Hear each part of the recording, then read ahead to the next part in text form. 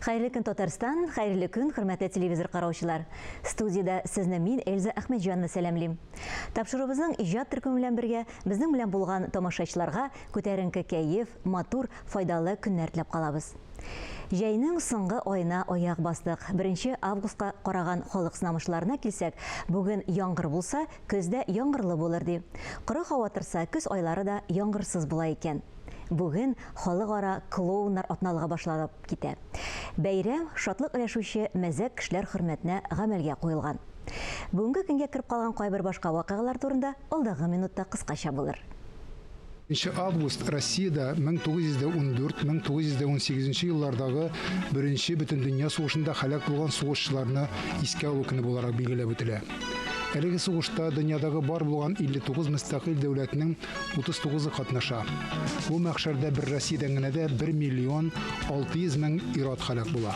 Бүген шулай ук Россиядә инкассация хезмәткәрләренең һөнәри бәйрәме. Әлеге хезмәт 1939 елда СССР дәүләт банкы каршында оештырыла. Инкассация итальян теленнән тартмага салу дигәнне аңлата. Ягъни акчаны чит ил акчаларын һәм башка төрле байлыкларны банк кассаларына җыюны шулай бер сүз белән атыйлар. 1 август бөтен дөньяда үпкәдәге яман шеш белән көрәш көне буларак билгеләп үтелә. Әлеге авыру яман шешләр арасында иң куркынычы һәм иң еш таралганнарыннан дип санала. Табиблар аның белән ир-атлар ешрак авырганлыгын раслый. Тере тавыш, саф һава, талант ияләре. Композитор Эльмир Низамов һәм җырчы Эльмира Кәлимуллинаның беренче музыкаль җыентыклары узган елда гына дөнья күргән иде. Һәм менә кабат тамашачыларга яңа бүләк. 10 җырдан торган музыкаль альбомны беренчеләрдән булып республикабызның милли музеена махсус оештырылган кичәгә килүче тамашачылар ишетте.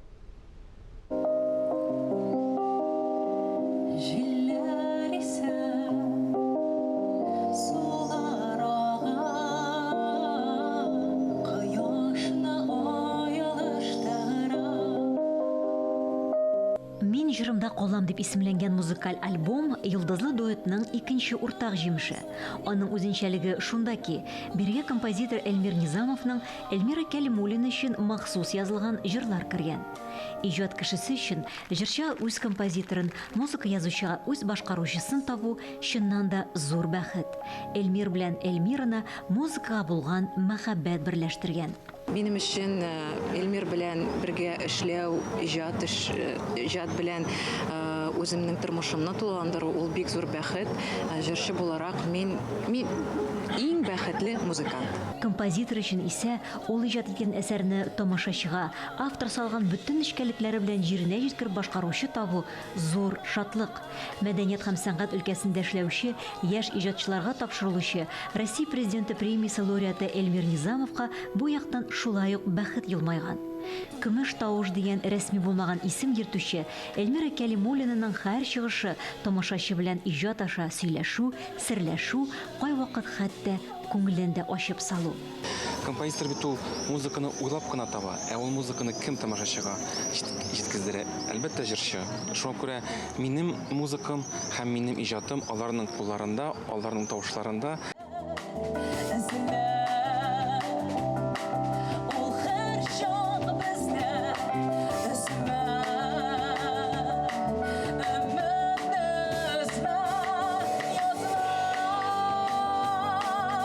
Кичәдә шулай ук тамашачы тарафыннан яратып һәм югары бәяләнеп өлгерелгән Алтын Казан мюзиклынан да әсәрләр яңгырады. Алар Эльмира Кәлимуллинаның репертуарын байытып, күптән ул башкара торган иң уңышлы җырлар арасына кергәннәр. Төрле шагыйрьләр белән танышам да, кайбер шагыйрьләр үзләре миңа җибәрәләр. Ләкин менә бу елларда инде ниндидер үзара шундый иҗатташ дуслык барлыкка килде һәм менә Ренат Харисин дибез күптән аның белән бергә иҗат итәбез. Гөлсә Батталова белән күп җырлар, Резидә Гобаева белән. Шуңа күрә ул да бит үзенә ниндидер элемтә булырга тиеш. Һәрбер шигырьгә музыка язып бәлки буладыр, ләкин миңа бик мөһим ничек менә ул шигырь мине музыкага илһамландыра, аны теге ясалма рәвештә ясарга кирәкми, җыр үзе моңга, җырга агылырга тиеш. Ә менә бу шагыйрьләрнең шундый тәҗрибәсе зур, алар мине беләләр, алар мине сизәләр, ә мин аларның иҗатларын шулай ук музыкага инчек саларга беләм. Уңышлы әсәрләр иҗат итү бер-береңә зур хөрмәт белән карауда гына буладыр.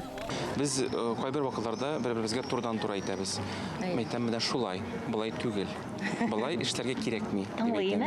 Әйе, ул мине тыңлый, мин аны тыңлыйм. Шуңа күрә еш кына әле без бер-беребездән киңәш сорыйбыз. Ничек син уйлыйсың? Менә шулай дөресрәкме? Яисә шулай дөресрәкме? Ул бит кешедә гел шулай. Син үзең нинди акыллы кеше булсаң да, үзеңнең тормышында зур сорауларга җавап бирү бик кыен. Ә читтән ул яхшырак күренә. Шуңа күрә минем өчен Эльмира шундый кеше.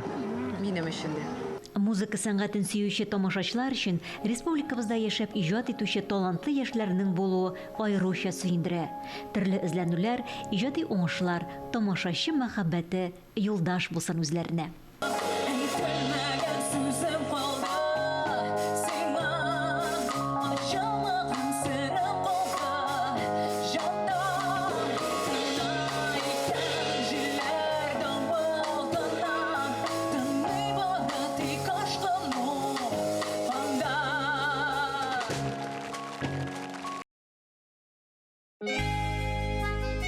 Шынлап яшәү өчен җирдә кирәк ярату гына, хисләреңне бар дөньяга сөеп тарату гына.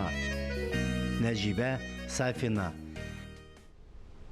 Без туры эфирда эшлибез, барыгызга да хәерле, матур көннәр теләп дәвам итәбез. Казан мэриясының «Древо жизни» байтирәк проекты дәвам итә. Иртәгә 2 август көнне чара татарлар мәдәниятенә багышлана. Толырак бу турда студиябезнең кунагы Казан шәһәр башкарма комитеты аппаратының тел мәдәнияте өлкәсендә милли сәясәтне гамәлгә ашыру бүлегенең баш белгече, сәнгать фәннәре кандидаты, Зәкәрия фольклор төркеме җитәкчесе Лилия Җиһаншина сөйләр. Хәерле көн, Лилия туташ, исәнмесез? Хәерле көннәр. Сүзебезне афишадан башлыйсым килә. Менә аңа игътибар иттем, ул шул кадәр зур зәвык белән башкарылган, матур итеп, бигрәк традиционный татар киеме дип тә әйтеп булмый менә монда. Ничек кемнәр әзерләде моны? Ничек менә уегызга, башыгызга килде шундый матур афишалар чыгарырга? Рәхмәт, бик зур. Без инде әлбәттә һәрбер чарага әзерләнгәндә бик җентекләп әзерләнәбез.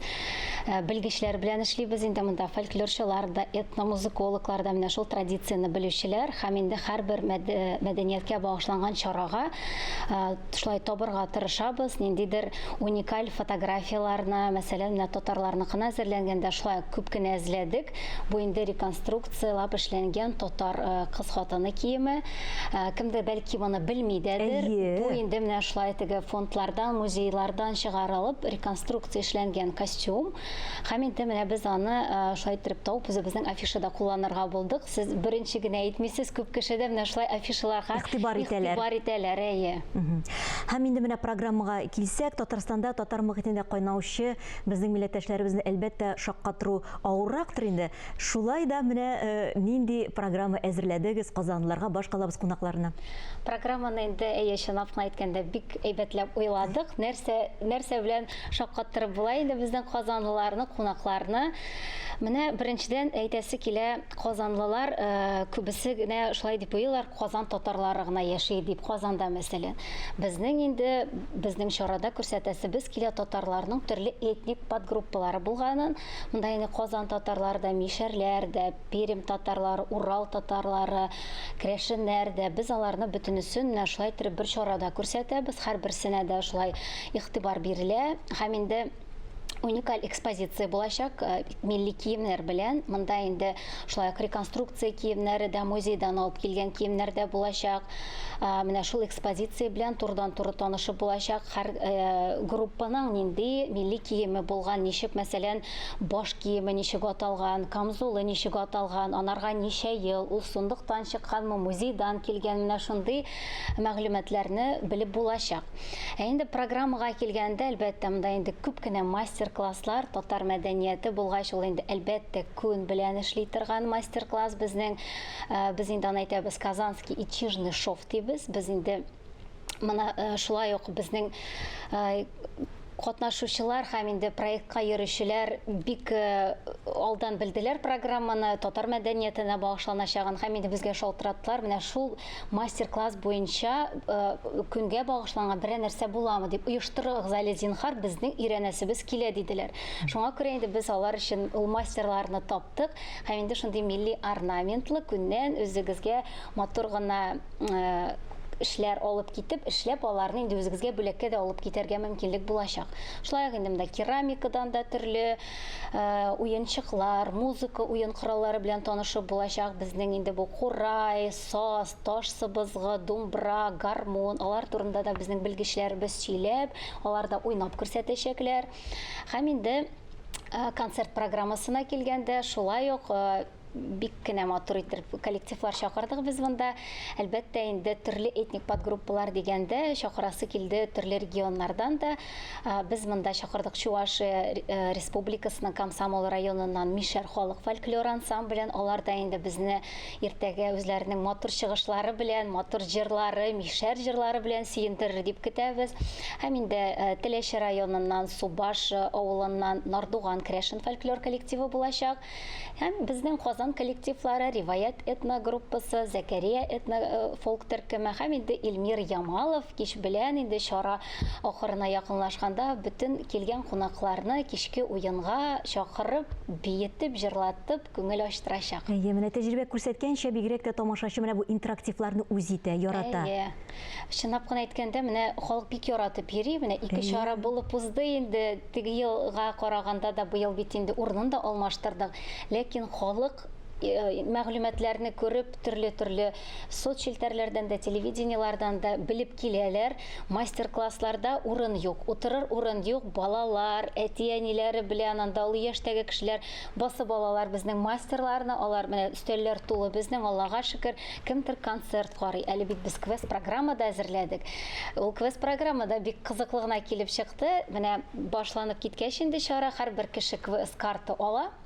Шул квест карта белән анда 5 точка, шул 5 точканы узарга тиеш. Анда инде милли ризыклар, менә шул милли костюмнар, татар әкиятләре, тагын нәрсәләр инде анда бик күп кенә тагын шундый точкалары һәм иң ахыргысы, әгәр дә шул квестны узсаң, син тәмле итеп самовардан татар чәе эчәргә сиңа шундый мөмкинлек булачак. Тем белән. Бу сезнең инде күңел ачу чарасы гына түгел, күпмедер дәрәҗәдә белем бирү чарасы да шулай бит. Әлбәттә. Менә сез үзегез сәнгать белгече буларак менә бу проектларның мөһимлегенә килсәк, иң мөһиме нәрсә дип әйтер идегез? Иң мөһиме инде әлбәттә халыкны менә шул традициялар белән эчтәнрәк таныштыру, чөнки халык бит инде безнең күп кенә менә чараларга йөри, күбесен белеп тә бетермәскә мөмкин. Безнең инде әлбәттә беренче төп бурычыбыз менә шул милләтләр белән, аларның ризыклары, милли киемнәре, җырлары, биюләре белән таныштырып, аларга гашык итү менә шул традицияларга. Чөнки һәрбер килгән кеше монда бит менә башкорт чарасы булды, рус чарасы булды. Монда бит шул милләт кешеләре генә килми, бөтен Казанда булган кунаклар берләштерүче чара. Бөтенесе шулай ук биюләрдә, уеннарда катнаша, шундый күңелле рәхәт күңел ачалар. Әле чара беткәч тә кеше белән таралышып китеп булмый. Кемдер гармон уйнап, без инде площадкаларны җыя башлыйбыз. Кемдер гармон уйнап, анда вальслар бии, җырлый, менә такмаклар әйтә. Менә шундый аралашу кирәк, име? Лилия тоташлай бит. Казанлылар күрәмсең менә шулай аралашу белән бик телиләр инде аралашырга һәм менә шулай итеп чарага килеп үзләренә рәхәт табалар.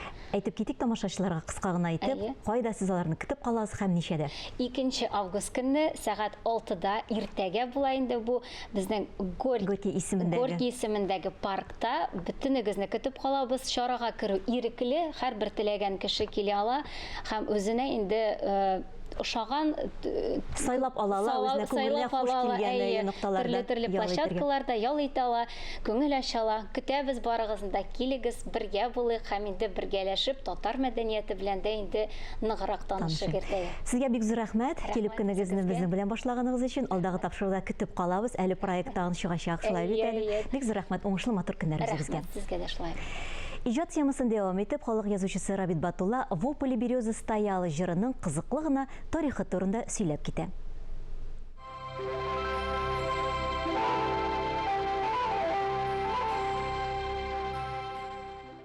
Исән саулармысыз, хөрмәтле тамашачылар.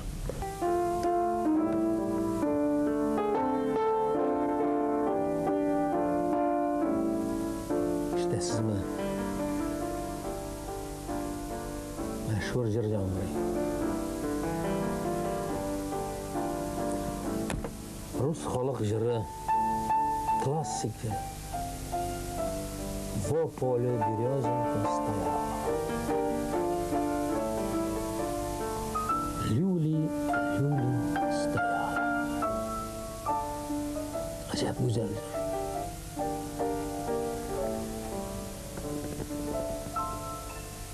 Рус халкының җаны дип әйтергә була бу җырны, бигрәк тә Людмила Зыкина башкаруында.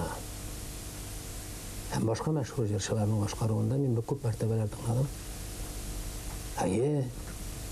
Йөрәккә якын.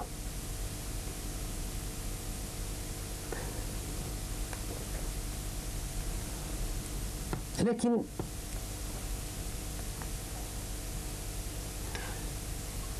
мондый бер ачыш китерде безгә Евгений Евтушенко. 71 елда Казанга да килеп китте ул, Казан университеты дигән поэма язды. Шул поэманы язар өчен ул монда архивларда эшләде һәм поэманы язып, беренче мәртәбә шул поэманы әле кул язма рәвешендә генә консерваторияның залында шагырым тулы залга укыды үзе. Һәм бик тетрәндергеч рәвештә укыды. Менә шул поэмадан кечкенә генә бер өзек. К сожалению, малоизвестно, но достоин тот факт пьедестала, что татарином создана песня «Во поле березонка стояла». И за это, мой названный брат, честь тебе, Ибрахимов, Нигмат. Поэманы укыгач, залда шактый кызык бер пауза булды. Руслар да залда отырушы, яһүдләр дә, татарлар да бу яңалыкка төрлечә карагандыр дип уйлыйм. Евтушенко үзенең буе белән консерватория сәхнәсеннән шушыны шундый итеп укыды ки, бу инде бөтен утырган кешенең, шунда залда утырган кешенең бәгыренә барып керде. Русның иң көчле җырларыннан берсе татар тарафыннан язылган.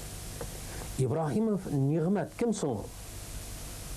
Ибрахимов Нигмәт университетта укытучы, 18 гасырда укытучы татар галиме. Һәм «Во поле березонка стояла» сүзләрен дә, ноталарында язучы ул композитор. Һәм шул рус халык җыры булып киткән. Менә ни өчен миңа гомер буена якын булып тоелган бу? Ни өчен руска гына түгел, башка халыкларга да якын булып тоелган? Чөнки бу яратылу белән, барлыкка килү белән бу җыр безнең тарафтан чыккан. Безнең тамырдан чыккан. Һәм шушы җырны Петр Ильич Чайковский үзенең 4-нче симфониясендә куллана.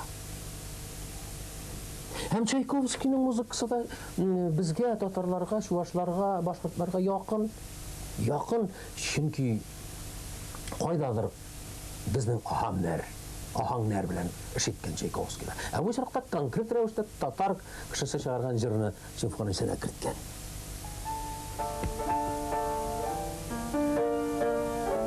Матур.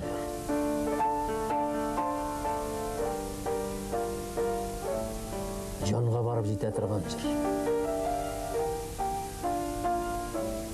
Чынлап та Евтушенко Ибрахимов Нигмәткә рәхмәт әйтә. Ә без бу очракта Евтушенкога рәхмәт әйтергә тиешбез.